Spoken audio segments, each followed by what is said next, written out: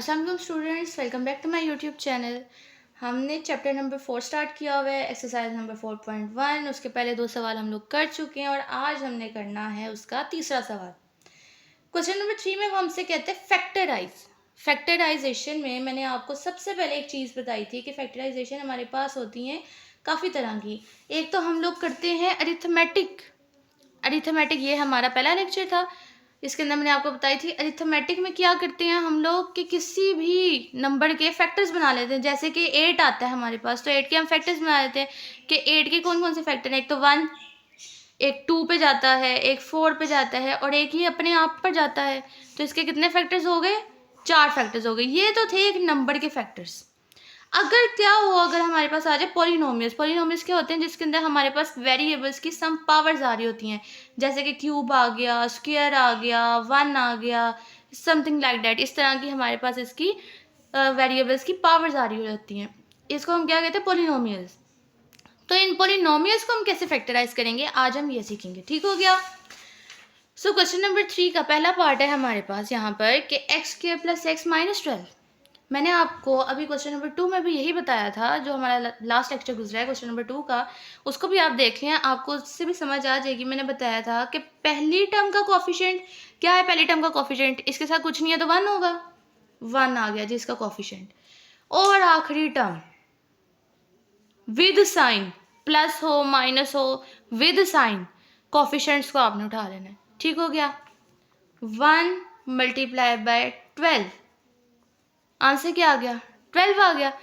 अब कौन से दो ऐसे नंबर्स को हम लोग प्लस करें या माइनस करें कि हमारे पास सेंटर वाला नंबर बन जाए? सेंटर में क्या आ रहा है? सिर्फ एक्स आ रहा है हमारे पास। सेंटर में क्या आ रहा है? प्लस का एक्स आ रहा है। यानी कि हमारे पास पॉजिटिव वैल्यू आ जाए, कोई पॉजिटिव वैल्यू आ जाए। 1 का यहाँ पे वो एक्स का कोफिशिएंट यहाँ पे क्या है? एक्स का भी यहाँ पे कोफिशिएंट 1 है। जिसके साथ कुछ नहीं होता उसके साथ 1 होता है। ठीक हो गया। तो प्लस का 1 आना चाहिए हमारे पास। यहाँ पर हमने 1 को 12 से मल्टीप्लाई कर दिया, हमारे पास 12 आंसर आ गया। अब कौन से दो ऐसे नंबर्स को मल्टीप्लाई करेंगे 12 बाय और उनको प्लस या माइनस करें तो हमारे पास प्लस का 1 आ जाए? तो हम 12 के फैक्टर्स देख लेते हैं। 12 के फैक्टर्स क्या क्या बन सकते हैं? हम लोग बना सकते हैं 2 6 12 होता है। 2 मल्टीप्लाई बाई 6 12 आ गया। अगर इन दोनों को प्लस करें 2 + 6 तो क्या बनता है? 8 बन जाएगा। अगर माइनस करेंगे तो माइनस का 4 बन जाएगा। तो ये हमारे पास फैक्टर नहीं बना। ये हमारे लिए इस क्वेश्चन के अंदर सूटेबल नहीं है। और क्या बन सकते हैं? और 3 4 12 होता है। 3 4 12 आ गया। अब अगर इन दोनों को हम प्लस करें 3 + 4 तो हमारे पास 7 बनता है, जो कि हमें रिक्वायर्ड नहीं है, हमें तो 1 चाहिए। लेकिन अगर मैं करूँ 3 - 4 तो हमारे पास क्या बन जाएगा? या -3 + 4 तो 1 बन जाएगा। ठीक हो गया। माइनस का 3 कर दिया मैंने और प्लस का 4 कर दिया। मैंने माइनस का 3 क्यों किया और प्लस का 4 क्यों किया? क्योंकि मुझे यहाँ पे प्लस की वैल्यू चाहिए थी। अगर मुझे यहाँ पे उन्होंने कहा होता कि आपने माइनस की वैल्यू निकालनी है, यहाँ पे मेरे पास गिवन होता है -x, ठीक है, तो फिर मैं यहाँ पर क्या करती? मैं करती प्लस का 3 माइनस का 4, आंसर क्या आता है? माइनस का 1। ठीक है, लेकिन अभी मुझे क्योंकि प्लस की वैल्यू चाहिए तो मैं यहाँ पे माइनस का 3 प्लस का 4 कर दूंगी। छोटी वैल्यू के साथ माइनस लगा दिया, बड़ी वैल्यू के साथ प्लस लगा दिया, तो आंसर क्या आ गया? पॉजिटिव। तो हमें ये वाली वैल्यू चाहिए, ये नहीं चाहिए। ठीक हो गया। सो हम इसके फैक्टर्स लिख लेते हैं। माइनस का 3 प्लस का 4 = 1 आ गया। एक्स के माइनस एक्स की जगह क्या आ गया? माइनस का 3x प्लस का 4x माइनस का 12। अगर इसको सॉल्व करेंगे तो वही बन जाएगा, एक्स के माइनस का 3x प्लस का 4x प्लस का x ही बनता है। अच्छा, अब इन दोनों टर्म्स में से, पहली दो टर्म्स में से हमारे पास क्या कॉमन आ रहा है? x, तो अंदर क्या रह जाएगा? x - 3 प्लस इन दोनों टर्म्स में से क्या कॉमन आ रहा है? 4, अंदर क्या रह गया? x - 3।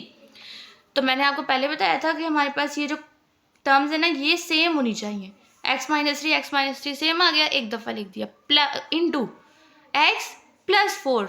यहाँ पर साइन का ध्यान रखना है, अगर यहाँ पे माइनस होगा तो हम यहाँ पे माइनस ही लगाएंगे। x + 4 तो x + 4 लिख दिया, ये आ गया हमारे पास इसका आंसर।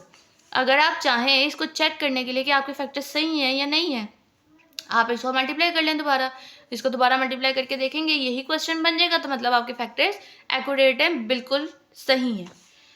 अब हम चलते हैं इसके पार्ट नंबर 2 की तरफ। पार्ट नंबर 2 में इसने हमें क्वेश्चन दिया x² + 7x + 10। ठीक हो गया। यानी कि पहली वाली टर्म का कोफिशिएंट क्या है? जिसके साथ कुछ नहीं होता उसके साथ 1 होता है। 1 को हमने 10 से किया मल्टीप्लाई, 1 मल्टीप्लाई बाय 10, आंसर क्या आ गया? 10 आ गया हमारे पास आंसर। ठीक हो गया।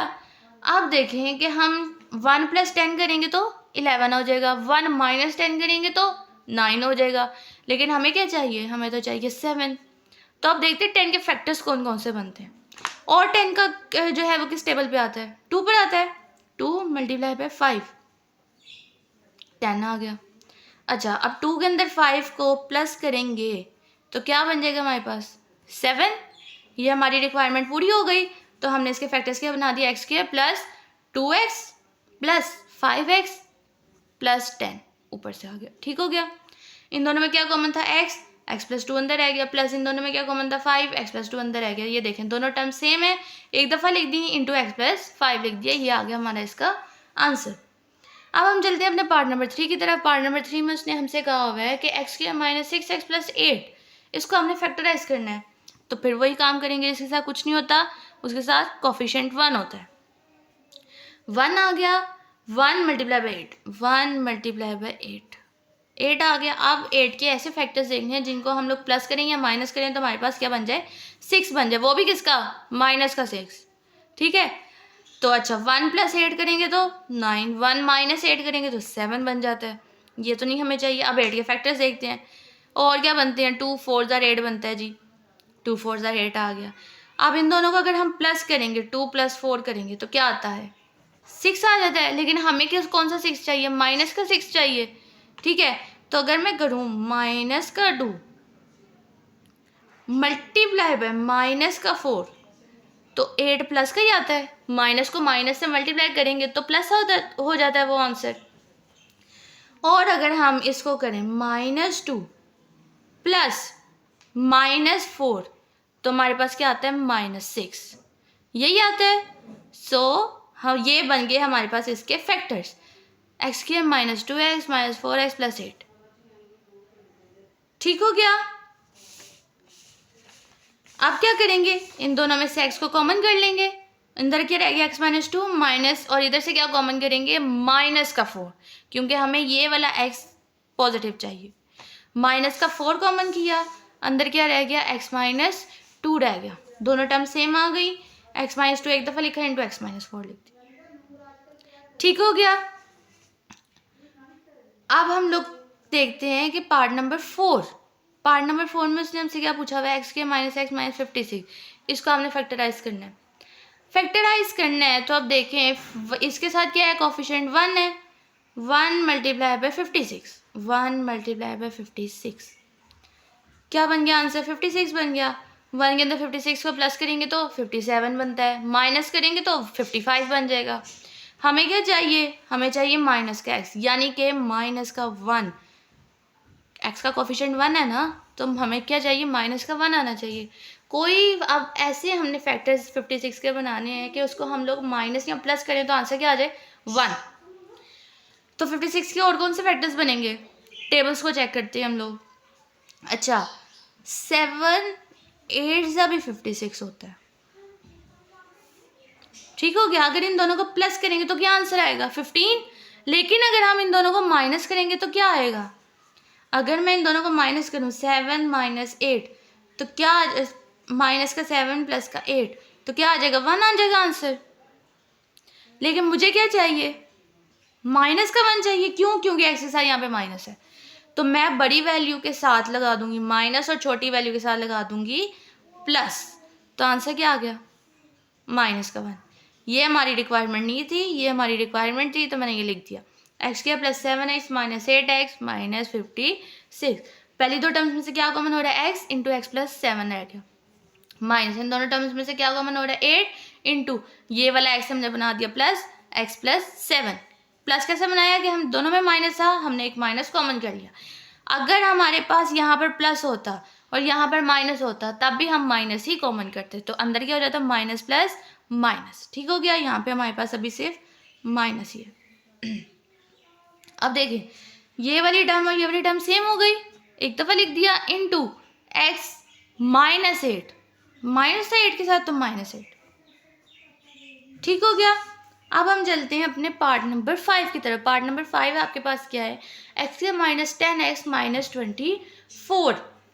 अब आपने क्या करना है, जिसके साथ कुछ नहीं होता उसके साथ 1 होता है, x² का कोफिशिएंट 1 है, 1 को मल्टीप्लाई करवाना है 24 के साथ। क्या आंसर आ गया, 24। 1 प्लस 24 25, 1 माइनस 24 23। हमें क्या चाहिए, माइनस का 10 चाहिए। अब इसके फैक्टर्स बना लेते हैं। अच्छा 24 और किस टेबल पर जा सकता है, 2 पर जा सकता है। 2 मल्टीप्लाई बाई 12 क्या बनता है, 24। ठीक हो गया। अगर मैं इन दोनों को प्लस करूँ तो क्या बन जाएगा, 14। और अगर माइनस करूँ, अगर मैं करूँ 2 माइनस 12 तो क्या आंसर आ जाएगा, माइनस का 10। यही आंसर आएगा। छोटी टर्म के साथ प्लस लगा दिया, बड़ी के साथ माइनस लगा दिया, तो आंसर क्या आ गया, माइनस का 10 आ गया। तो देखिए मैंने यही फैक्टर्स लिखे, x² प्लस 2x माइनस का 12x माइनस का 24 आ गया। पहली दो टर्म्स में से x common, into X plus 2, इधर से minus 12 common, into x, minus minus plus हो गया, प्लस 2 आ गया। दोनों टर्म्स एक जैसी हो गई, एक दफ़ा लिखा, इंटू एक्स माइनस 12 आ गया। ठीक हो गया। अब हम चलते हैं इसके पार्ट नंबर 6 की तरफ। पार्ट नंबर 6 में वो हमसे कह रहा है कि y² प्लस 4y माइनस 12। अब यहाँ पे हमने कंफ्यूज नहीं होना कि यहाँ पे y क्यों पूछ लिया, कुछ नहीं होता। उसने पहले हमसे क्या पूछा था, पहले उसने हमसे x वेरिएबल में सवाल पूछा था, अब उसने हमसे y वेरिएबल में सवाल पूछ लिया। वेरिएबल कोई से भी हो सकते हैं, a b c d e f g h, कुछ भी हो सकते हैं। मेथड वही रहना, मेथड हमारे पास वही रहना है जो हमने x में की है। वेरिएबल चाहे वो आपको जो से मर्जी दे दे, चाहे वो आपको a दे दे, चाहे वो आपको b दे दे, c दे दे, d दे दे, कुछ भी दे दे, लेकिन मेथड वही रहना है। ठीक है, आपने इस चीज़ से कंफ्यूज नहीं होना। अब देखें पहली वाली टर्म के साथ क्या कोफिशिएंट है, 1। 1 मल्टीप्लाई बाई 12, 1 मल्टीप्लाई बाई 12 क्या आ गया, 12। अब 1 प्लस 12 13, 1 माइनस 12 11। अब कौन से ऐसे इसके फैक्टर्स बनाए कि हमें सेंटर वाली वैल्यू मिल जाए +4। तो चले देख लेते हैं। 2 6 12 होता है, अगर इन दोनों को प्लस करेंगे तो 8 बनता है। अगर मैं इन दोनों को माइनस कर दूं, 2 माइनस 6 करूं तो क्या बन जाएगा, माइनस का 4। लेकिन मुझे क्या चाहिए, प्लस का 4 चाहिए, तो मैं कर दूंगी माइनस छोटी वाली वैल्यू के साथ प्लस बड़ी वाली वैल्यू के साथ। तो आंसर क्या आ गया, प्लस का 4। ये हमारी रिक्वायरमेंट नहीं थी, ये हमारी रिक्वायरमेंट है। तो देखिए मैंने यही लिखा है, y² प्लस का 6y माइनस का 2y माइनस का 12। ठीक हो गया। अच्छा इसमें भी परेशान होना कि 2 पहले आना चाहिए या 6 पहले आना चाहिए, जो सा मर्जी टर्म उठा के पहले लिख दें साइंस समेत। बस साइंस का ध्यान रखना है, जिसके साथ प्लस है उसके साथ प्लस लिखना है, जिससे माइनस है उसके साथ माइनस ही लिखना है। ठीक हो गया। अब यहाँ से इन दोनों में से y कॉमन हो रहा है, अंदर क्या रह गया, y प्लस 6। इन दोनों में से क्या कॉमन हो रहा है, माइनस का 12, अंदर क्या रह गया, y प्लस 6। दोनों टर्म सेम हो गई, एक दफ़ा लिखी, y plus 6 into y minus 2 लिख दिया। अब हम चलते हैं इसके पार्ट नंबर 7 की तरफ। वो है हमारे पास y² प्लस का 13y प्लस का 36। अब इसका कोफिशिएंट क्या है, 1। 1 मल्टीप्लाई बाई 36 क्या आ गया आपके पास, 36 आ गया। अब 36 से हमने फैक्टर्स बनाने हैं। 36 के और क्या क्या फैक्टर्स बन सकते हैं, 4 मल्टीप्लाई बाई 9 36 होता है। ठीक है, अगर इन दोनों को प्लस करेंगे तो क्या आता है हमारे पास, 13। 4 प्लस 9 इक्वल टू 13। ये तो फ़ौरन ही सॉल्व हो गया। तो यही उठा के लिख देंगे, y² प्लस का 4y प्लस का 9y प्लस का 36। इन दोनों में से y कॉमन हो गया, y प्लस 4 आ गया, प्लस इन दोनों में से 9 कॉमन हो गया, y प्लस 4 आ गया। दोनों टर्म सेम आ गई, एक दफ़ा लिखी और दूसरी टर्म भी साथ लिख दी, y प्लस 9। ठीक हो गया। अब हम चलते हैं इसके लास्ट पार्ट की तरफ। लास्ट इसका पार्ट है कि x² माइनस का x माइनस का 2, इसको कैसे सॉल्व करना है, इसके साथ क्या कोफिशिएंट है, 1। अब देखो उसने वेरिएबल फिर चेंज कर दिया, तो इसमें कोई भी फ़र्क हमें नहीं पड़ेगा, क्योंकि वेरिएबल से फ़र्क नहीं पड़ता। सवाल आपने उसी तरह सॉल्व करना है जिस तरह आपने पहले किए।